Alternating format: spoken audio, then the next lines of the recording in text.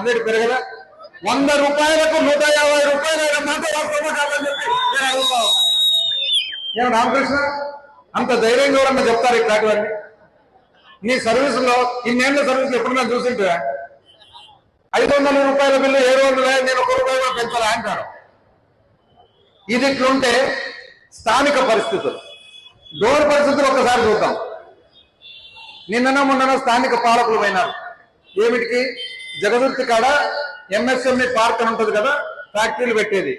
ఫ్యాక్టరీలు పెట్టే పార్క్ పోయి ఈరోజు దానికి ఓపెనింగ్. ఎంతసేపు పక్కింటి పిల్లోని ఎత్తుకొని మన పిల్లోని తిరగడమేనా?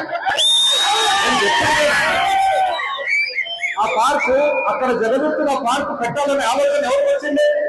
మనకు కాదు. ఆ పార్కు పెట్టాలని చెప్పి దానికి 8 కోట్ల చిల్లర శాంక్షన్ చేసేది ఎవరు? మనం